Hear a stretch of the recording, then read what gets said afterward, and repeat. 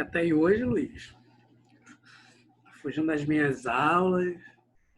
Gosta de literatura não, Luiz Eduardo? Bom dia, Mariana.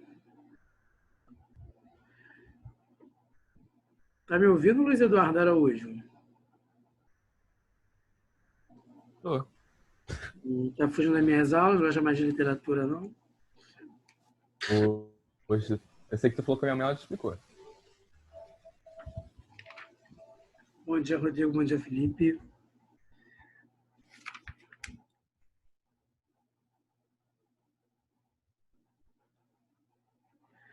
Gente, nós paramos na página Alô, Alô, Realengo. Aquele abraço.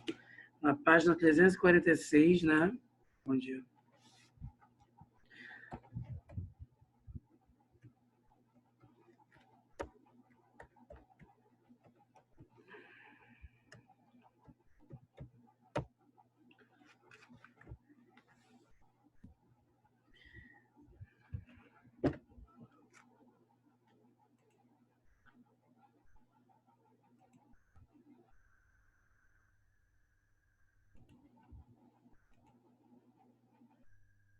Que turma era aquela? Era primeiro ano de literatura.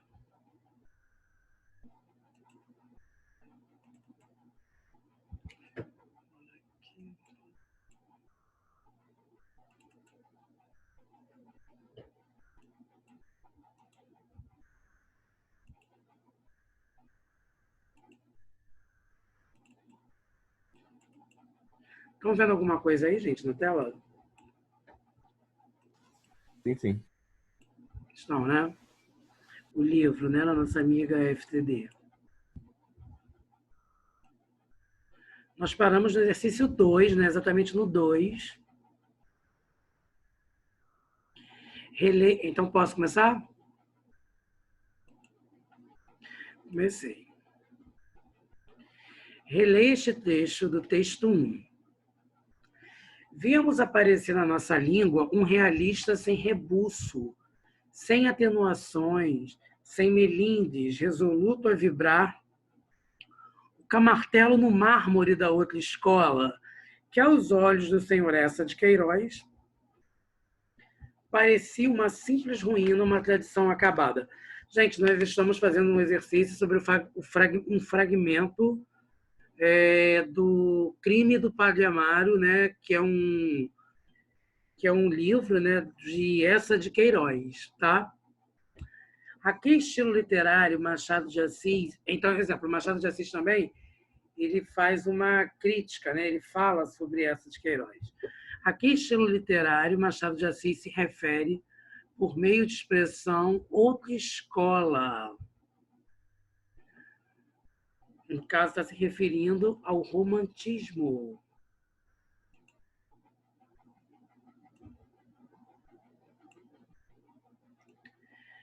B.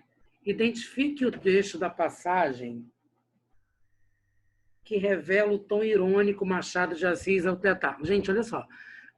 Tratando-se de Machado de Assis, sempre vai ter uma carga irônica, uma ironia muito acentuada presente. Né? Toda vez que nós formos falar de Machado de Assis, nós teremos uma carga rica, abundante na questão de ironia. Tá?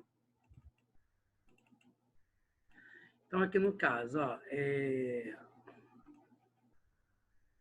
a crueza com que o naturalismo pretende dissecar o real.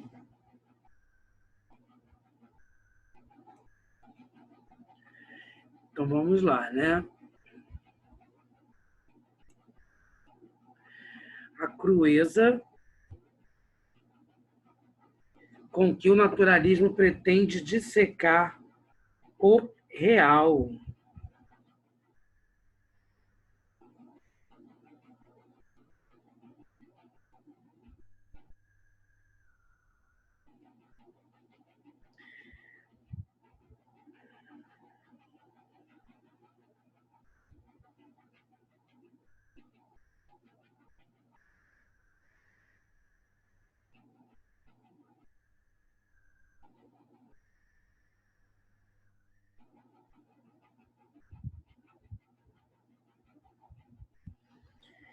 que seria, gente, isso aí? Então, seria o quê? Um realista sem rebuço, sem atenuações, sem melindres, né? Um realista sem rebuço, sem atenuações, sem melindres. E depois, a violência com que essa de Queiroz pretende demolir a tradição romântica. Resoluto a vibrar o camartelo no mármore de outra escola, que os olhos do senhor Essa de Queiroz pareciam uma simples ruína, uma tradição acabada. No caso, seria uma ruína, né? Gente, vocês estão percebendo que em literatura a questão semântica, a questão da significação da gramática é muito importante? Senão você não consegue entender, né? Gente, vocês já perceberam que isso aqui em rosa é a resposta, né? Acredito que vocês já viram isso em algumas aulas, né?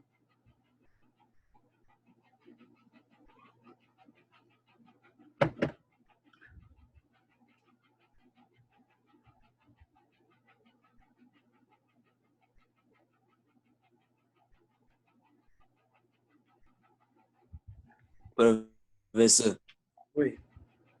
esses dias eu vi uma publicação no Facebook. O cara postou criticando as obras da Tarsila do Amaral e comparando elas com aqueles caras que faziam esculturas. Que faziam esculturas muito, muito realistas, sabe? Não Que entendi. não me veio agora um autor. Tipo, o cara tava comparando as obras da Tarsila do Amaral com essas obras que envolviam as esculturas. Tipo, ele Sim. estava pegando quadros e comparando com esculturas, dizendo que as esculturas eram muito melhores que as artes atuais, as artes modernas. O que o senhor acha disso? Sem problema, Mariana. Bom dia. Felipe, eu acho o seguinte, eu acho que as pessoas, quando a gente vai falar em arte, as pessoas elas têm muitas reservas, né, em falar sobre arte, porque as pessoas acham que arte é só o bonito, bonito aos olhos dela, né? E as pessoas não conseguem entender que o feio também tem sua estética, porque existe uma beleza no feio. A beleza do feio é a questão de não ser belo. E o não ser belo é belo, você está conseguindo entender? Porque o não ser belo são características que faz algo deixar de ser belo. E aí você vai separar umas características do que é belo e do que não é belo. Se você colocar características ricas do que não for belo, aquilo vai se tornar belo porque as características estão sendo respondidas dentro de um padrão, dentro de um conjunto. E as pessoas acham que a beleza só está voltado para algo bonitinho. É você pegar, você pode ver isso na própria questão da moda, que tem que alisar o cabelo. Não, não tem que alisar o cabelo. Não é porque a pessoa não está com o cabelo alisado que ela vai deixar de ser bela, né? Se você vê uma pessoa negra com black power, ou valorizando a questão da etnia, da negritude, da africanidade, aí quer dizer então que não existe beleza nesses lugares. Que o bacana é você pegar uma chapinha e alisar o cabelo, tem que ser cabelo liso. E aí o que acontece? A própria Tarsila do Amaral, vocês vão estudar isso ainda, esse ano, é matéria de vocês, vai existir o pré-modernismo. No pré-modernismo vai tentar acabar com a estética da Europa, vai tentar acabar com a influência da Europa nas artes, né? Nas artes brasileiras. Então, quando eu falo em artes, eu estou falando de literatura, estou falando de artes plásticas. Tarsila do Amaral vai entrar nas artes plásticas. Então, eu estou falando de arte em si. E aí o Brasil ele precisa encontrar uma identidade própria, sem influência. E aí nós vamos estudar Graça Aranha, nós vamos estudar Lima Barreto, Cristóvão Policarpo Quaresma, Euclides da Cunha e Monteiro Lobato. Vocês vão ter uma visão do Monteiro Lobato completamente diferente, porque todo mundo acha que o Monteiro Lobato é só narizinho e Emília e Saci Pererê. Mas Monteiro Lobato é muito mais complexo que isso. E vai ter uma semana de arte moderna. Já ouviram isso em história, Felipe? Já, Luiz? Sim, sim, sim, Tem já ouvi. Vai ter a a Semana semana de de arte. 1920. Oi? Não, a Semana de Arte Moderna de 20. Não, vai ter a Semana de Arte Moderna em 1922. Só que a Semana de Arte Moderna ela está mais voltada para os estudos da literatura, das artes plásticas. E o Monteiro Lobato ele se recusa a ir à Semana de Arte Moderna. Por quê? Porque o Monteiro Lobato ele não acredita na mudança, na transformação da arte brasileira. Então, exemplo, no pré-modernismo, eles vão trazer à tona os sertanejos, os roceiros, os caipiras.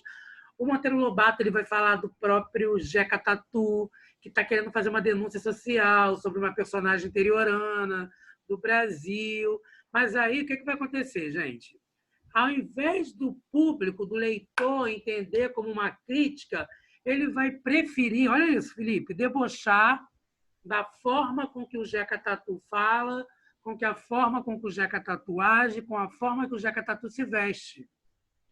Então, o tiro vai sair pela culatra de Monteiro Lobato. E aí o Lima Barreto ele vai falar de Clara dos Anjos, que é uma escrava, que é filha de uma negra com um senhorzinho, dono de fazenda. Ele vai falar do Policarpo Quaresma querendo mudar o idioma do Brasil, porque se ele está dizendo que o Brasil está sendo mudado, a língua do Brasil é o tupi-guarani. Então tem que ser falado tupi-guarani e não português, porque se eu falar português, eu vou estar sendo influenciado pela Europa, porque Portugal fica na Europa. Estão entendendo mais ou menos? E aí a Tarsila, né? A Tarsila, de Malfatti, de Cavalcante, eles começam, Oswald de Andrade, depois mais. Aí a gente já está indo para o modernismo, a gente já está no modernismo em si. Porque o pré-modernismo durou 20 e poucos anos, tá? Foram aqueles 4 escritores que eu falei, que eram o Euclides da Cunha, o Lima Barreto, o Monteiro Lobato e o Graça Aranha. Depois, turma, vocês vão perceber que ele vai chegar já no modernismo. Aí nós vamos falar do... Pô, existe um poeta, gente, chamado Oswald de Andrade. Então, ele lutava pela quebra da influência europeia. O que ele falava? Não me chame de Oswald, me chame de Oswald. Porque se eu falar Oswald, eu estou aportuguesando a palavra. Certo?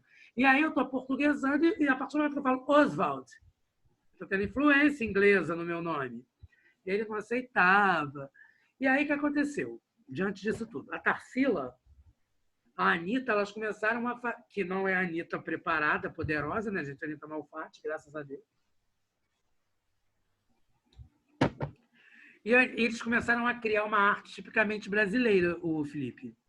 E nisso que essa arte tipicamente brasileira foi criada, os severinos, os rostos, os operários, né? Tem até um quadro chamado Os Operários. Então, tem vários rostos tipicamente rostos naturais, desculpem a concordância. Os rostos, a forma de agir, o cotidiano. Então, vamos falar exatamente da cara do Brasil. E aí, vão fazer o quê? A crítica vai condenar, Felipe. Por que a crítica vai condenar? É novo. Está falando de uma cultura voltada para o Brasil, para o país, e o povo vai entrar num eterno debate. Gente, prova disso é só vocês perceberem o conceito de arte que o brasileiro tem. A ideia do conceito de arte do Brasil é totalmente deturpada, né? A ideia de arte do Brasil, as pessoas elas acham que literatura pode influenciar alguém, né? Exemplo, a literatura ela não quer que você mude de religião. A literatura não quer que você mude de personalidade. Gente, literatura, você vai estudar os personagens, você vai estudar os movimentos literários, e você vai falar assim, caramba, como pode isso? Pô, caramba, era desse jeito. É só isso. Não quer influenciar. Pô, na aula passada, quando a gente estava falando do padre, né? Que eu falei que as pessoas elas podem ter o pecado em desejar o padre. O padre é pecado para o padre. Agora, e para as outras pessoas? As outras pessoas só vão ser pecados se ela estiver dentro da igreja, se ela estiver próxima aos dogmas da igreja, né? Se não estiver, gente, o padre é só mais um homem. Estão conseguindo entender o que eu estou querendo dizer? Não é falta de respeito com o padre. Você só vai respeitar o padre e saber a representatividade de um padre em uma igreja a partir do momento que você é católico, ou a partir do momento que você tem noção ao mínimo de noção de religião. Isso não quer dizer que você está desfazendo da religião do outro. Eu não sei se vocês estão entendendo, gente, o que eu estou falando.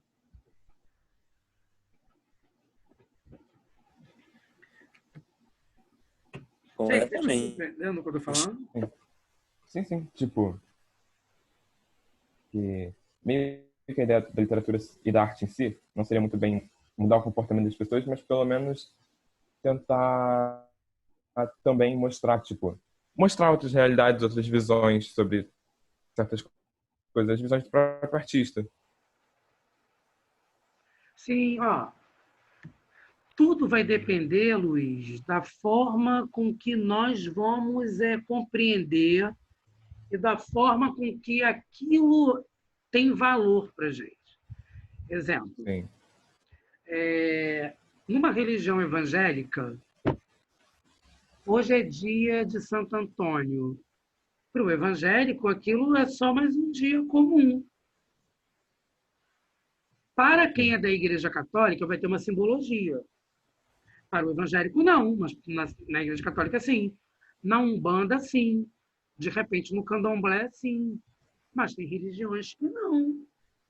E aí? Estão conseguindo entender o que eu estou querendo dizer? Então, quando eu estava falando que um homem, né, uma mulher, de repente, ou um homem tem algum... Sei lá, olha o padre de um outro jeito, independente de qualquer religião, as pessoas têm desejos. Estão conseguindo entender o que eu estou querendo dizer, turma? Sim. E isso não é desrespeito.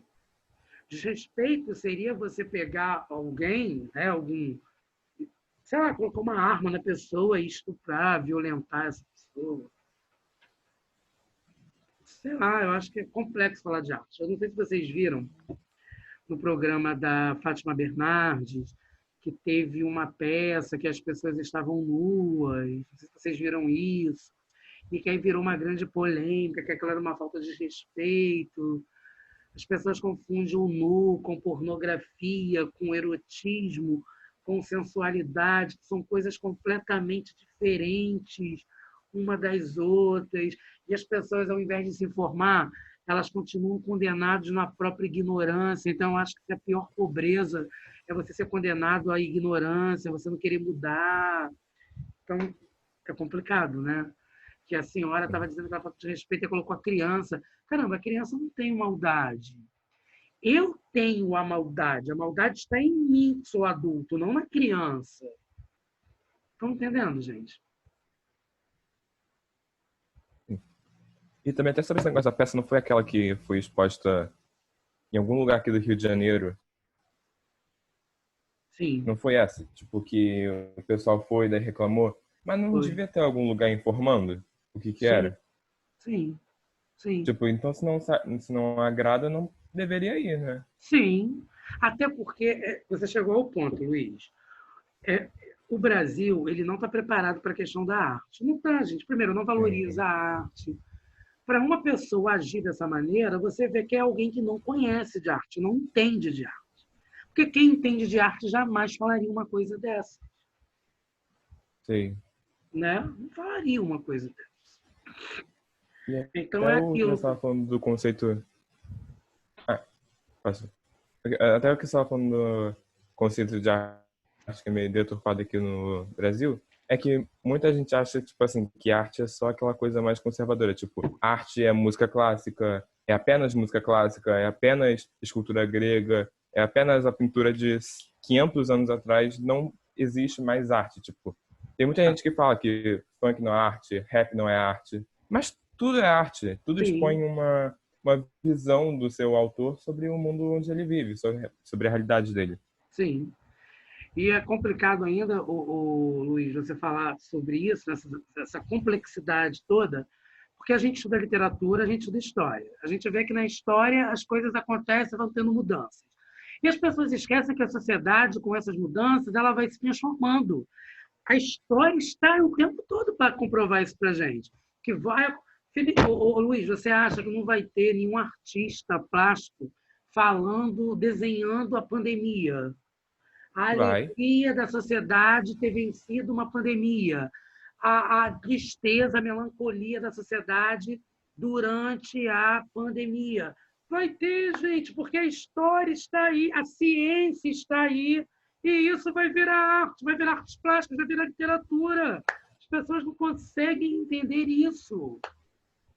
A partir do momento que as pessoas compreenderem isso, muita coisa muda, mas elas não conseguem, elas não querem entender. Né? Professor, puxando um gancho aí, falou que rap é arte, não sei o que. Eu queria citar que antigamente muitos rappers iam para televisão falar sobre a vida, explicar por que eles falavam sobre isso. Hoje em dia eu não vejo mais isso. Será por quê? E hoje em dia eu vejo mais artistas do pop, do R&B, não muito sobre o rap, nem outros estilos musicais. O que você acha disso? Felipe, eu acredito o seguinte, as mídias, né? As redes sociais, elas estão aí para poder abrir caminho para isso.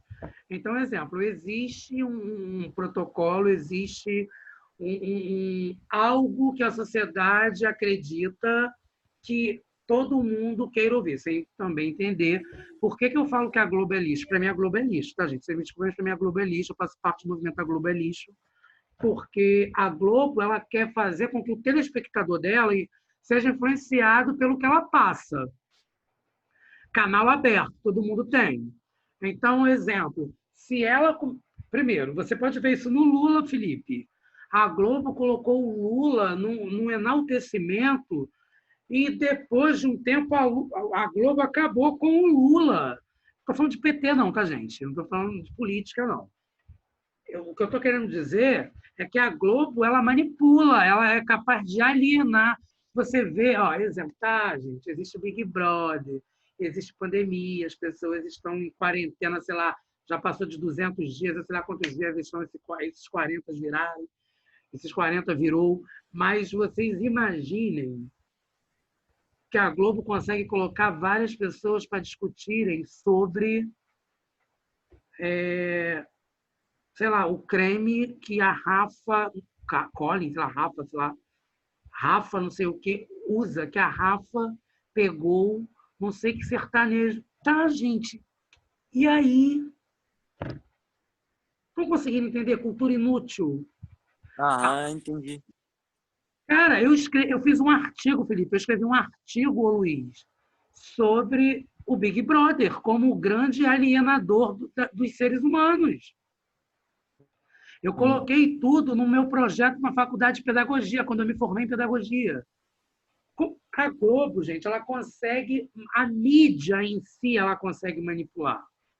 Se eu começar a colocar o Felipe, brota no bailão pro desespero do seu ex, brota no bailão pro desespero do seu ex. Cara, analisa isso.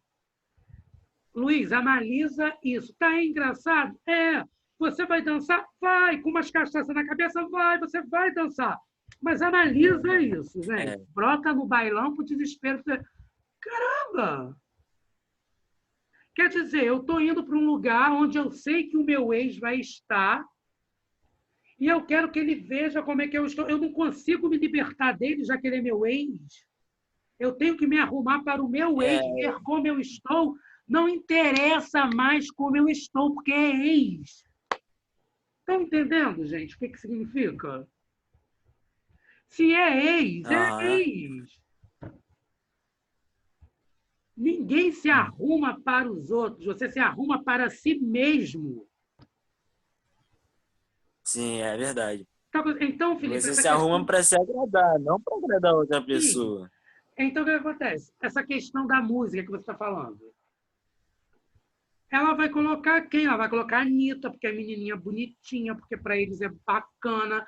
A garota que saiu de Honório Gurgel, que estudou na escola pública, que hoje em dia tem esse comportamento extremamente ridículo nas mídias sociais, né? Que fica de palhaço. Tá, isso aí é problema dela, também não é da minha conta.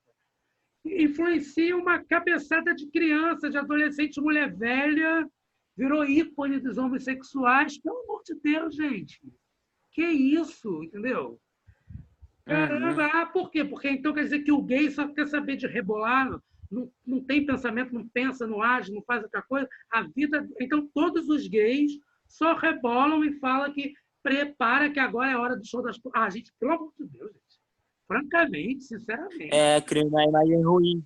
Cria uma imagem muito ruim. Sim, negativa. Nos outros países, você vai observar que eles pensam que o Brasil é o futebol, churrasco e carnaval. Felipe, é isso que é o conceito de arte. Você vê como que a população é preconceituosa, certo, Luiz? Você chega, se você colocar Maria Bethânia declamando Fernando Pessoa, o pessoal está preocupado com o cabelo da Bethânia, não está preocupado com o que aquela mulher representa, de onde aquela mulher veio. Não, as pessoas estão preocupadas com o cabelo, sei lá, que o Chico Buarque, não sei o quê, Chico Buarque é uma porcaria, não sei o quê. É muito complexo falar de arte. É muito complexo, Felipe, porque o Brasil não está preparado para as artes. Não é para a arte. O Brasil não está preparado para as artes. Para a literatura, para as artes plásticas, para a música, para o teatro, para o cinema. O cinema está mais próximo da galera, né? Eu acho. Mais ou menos. Né? Né? Tô entendendo o que eu estou falando, né? O que é cinema, né? Então, as pessoas, a culinária, gente. Gente, pelo amor de Deus. Arquitetura. Pô, alguém chegar e falar que as pessoas, aquilo é um rabisco, aquilo não representa nada. Como assim, gente? Então significa que o seu estudo não serve para nada. Estão entendendo? Professor, eu sempre falei para por que eu faço rap em inglês também. Eu falei para ela, é que aqui no Brasil o rap ainda não é tão valorizado quanto nos outros países. Então, se eu cantar em inglês, eu posso chegar a um lugar onde o rap é muito valorizado, no caso, por exemplo, Estados Unidos. Sim. Aqui no Brasil, o rap não é valorizado da forma que deveria ser. Felipe, então, por isso que eu canto em inglês. Na UERJ, Felipe, tem vários campeonatos de rap, tem grupos de rap na UERJ. É uma coisa, todo mundo participa, todo mundo para quando eles estão. É cabeçada de tudo quanto é curso. Você está pensando que é só o pessoal das artes, de artes plásticas, de música, de letras? Não, é todo mundo. Tá entendendo? Eu tenho duas alunas que estão participando desse movimento, uma aluna e um aluno. Hoje em dia eles fazem o ERJ. Eles participam desse movimento. Vira e mexe, eles estão postando coisas no Facebook. É muito bacana, né? Mas aí fazer o quê, né, gente? Aí nisso a gente volta para esse contexto da arte, né? Aí sempre vão achar que literatura é uma besteira, que Machado de Assis é uma besteira. Transcreva outro texto do texto de Machado de Assis, que o autor ironiza o naturalismo. Porque a nova poética é isso. Só chegará à perfeição no dia em que nos disser o número exato dos fios de que se compõe um lance da carambaia ou esfregão de cozinha. Olha isso, gente. O próprio Machado de Assis, já, na época em que ele era vivo, ele escreveu sobre essa de Queiroz. E Machado de Assis escreveu o quê? Que só chegará à perfeição no dia em que nos disser o número exato dos fios de que se compõe um lenço de cambraia ou um esfregão de cozinha. Olha ele debochando, gente. Eles estão muito debochados. Quer dizer, nós chegaremos à perfeição nesse dia, né? Até porque então ninguém é perfeito, ninguém escreve, ninguém faz nada. O que eu escrevo não serve absolutamente para nada. Gente, o Felipe, Luiz, foi exatamente, o Rodrigo está quieto hoje, foi exatamente o que eu falei para minha professora no 5º período de letras, Luiz. Olha isso, Felipe, eu virei para ela e falei assim, professora que eu mais amo na minha vida. Quer dizer, uma das mais, né? Porque eu Meus professores são apaixonados por eles. Quando chegou no 5º período de letras, na aula de semântica, eu não vou esquecer isso, que é o último estágio de gramática que a gente aprende na aula no curso de letras. Ela chegou e falou assim, eu já com todas as linguísticas no currículo, gente, eu com as 4 linguísticas no currículo e a última matéria de gramática ia fechar. Minha professora vira para mim e fala assim, olha o que essa mulher é na minha vida. Nós temos que pegar e valorizar. Vocês vão entender o meu discurso agora quando eu falo com vocês em sala. Nós temos que valorizar quando alguém não sabe falar.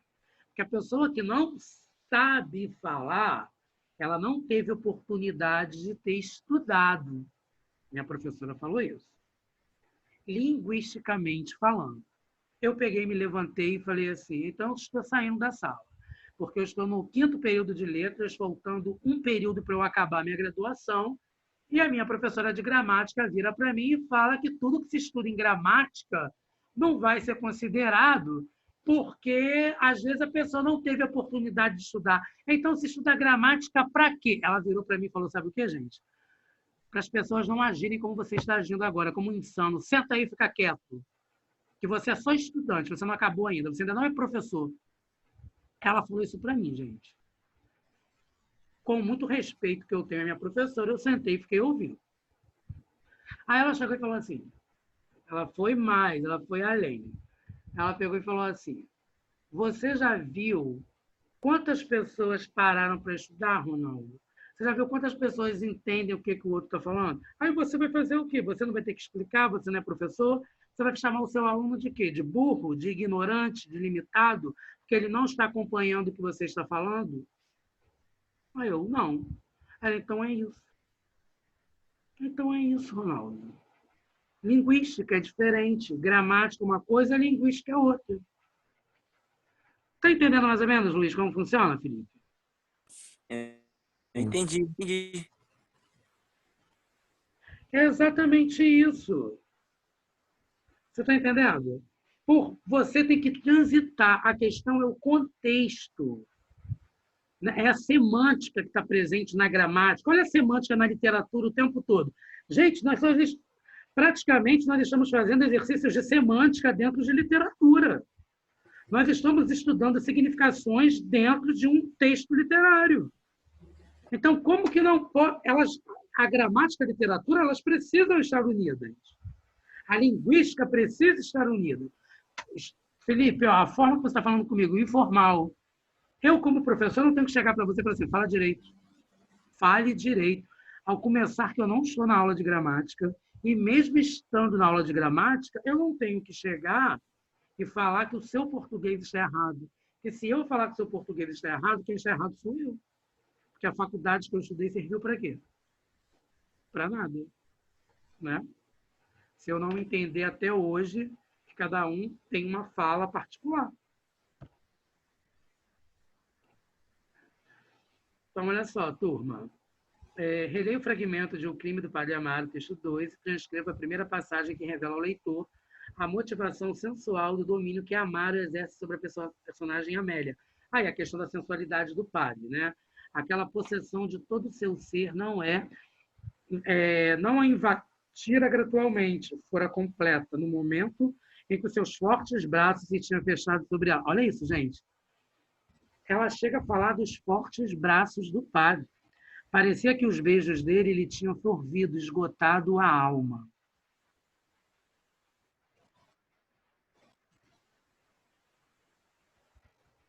Isso aí foi forte, né? Como que vocês veem isso, gente? Isso choca vocês? A sensualidade do padre? É. Mas eu acho que tipo, é uma parada que era para que é uma parada natural, apesar de não ser tratada como porque as pessoas tratam como se fosse uma parada muito preconceituosa, mas o cara é humano ainda assim. É um pecado, assim. Né, Felipe? Na verdade, vem um pecado. Porque, gente, olha só, nós falamos do padre Fábio, Luiz, na outra aula. O padre Sei, Fábio é eu um vi. homem bonito, né? As pessoas vão achar o padre Fábio interessante. Isso não quer dizer que você vai pegar o padre à força e vai violentar o padre, né? Na sua opinião, a descrição de Amaro confirma ou contradiz a opinião que Machado de Assis expressa na questão anterior? Utilize uma passagem do texto 2 para exemplificar a sua resposta. Confirma, né, gente? A descrição de Amaro confirma a opinião de Machado, pois mostra que um personagem gosta de dominar o outro, desforrando-se dessa forma de seu passado de dependências. Exemplo. E agora? Enfim, te ali aos seus pés aquele corpo, aquela alma, aquele ser vivo sobre quem reinava com despotismo. Turma. É isso aí.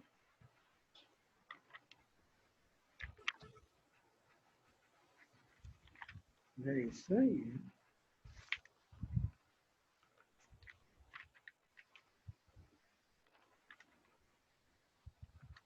Alguma dúvida até aqui? Não. Não? Turma, olha só, na próxima aula a gente vai começar o naturalismo, né? A gente vai falar de mulato, cortiço, né? Então a gente já vai começar a entrar na própria questão mesmo do naturalismo, tá? Porque agora a gente só está, por enquanto, em realismo, né? Ainda não, se bem que quase que nós entramos já aí com o crime do Padre Amaro, né? Professor, eu gostaria de fazer uma pergunta para o senhor, aproveitando que a aula está quase acabando. Como, tipo, como o senhor vê, tipo, uma pessoa que chama uma pessoa negra de crioula? Chamar uma pessoa negra de crioula? Que, tipo, tem muita gente que vê como uma forma racista e tem gente que não liga para isso. É o que eu ia te falar agora, vai depender do contexto, né? Eu acho assim, tem gente que fala, pô, é crioulo. Quando fala que é crioulo, é negão. Eu acho que quando fala que alguém é negão, alguém é crioulo, dependendo do contexto, né, Felipe? Em alguns contextos, vão dizer que crioulo e negão está associado à virilidade, à masculinidade, à questão sexual do negro, à potência sexual do negro, um homem atraente, um poder de sedução. Agora, tem pessoas que vão chamar o negro de crioulo numa questão depreciativa, né? Numa visão de preconceito mesmo, né? Aí fica um pouco complicado, vai depender muito do contexto, né? De que situação, de que pessoas estão falando. Tudo vai depender do Professor, contexto. eu acho que o Brasil, mesmo em 2020, ainda continua um país muito Preconceituoso, homofóbico, racista. preconceituoso, sem dúvida. Assim, Sem em dúvida. 2020, professor. Sim. O pessoal muito, a mente é muito aberta. Ainda assim prevalece. Eu acho isso aí horrível. Então, teve um negócio que eu tava... Nem- desculpa, pode falar. Não, já terminei. Então, é que teve um negócio que eu vi um tempo atrás que até me assustou, né? Que, tipo, que a expectativa de vida de uma pessoa trans aqui no Brasil era 35 anos. Que isso? Pois é. Que Nossa. uma pessoa... Que é raro achar pessoas trans de mais de 35, porque elas são assassinadas antes. Olha isso, gente. E é tudo formado por uma hipocrisia, né, turma? Tudo é voltado pela questão da hipocrisia. Esse é o grande problema, né? A hipocrisia reinando. Mas você se intitula crioulo, Felipe? Você se denomina crioulo? Eu sou crioulo. Eu geralmente não uso as palavras, tipo, eu falo a palavra niga referindo a mim. E eu também não me importo de ser chamado de negro ou preto. Só não uso crioulo. Mas não é uma palavra muito usual por mim. Mas não é usual porque você acha que demonstra algum tipo de preconceito?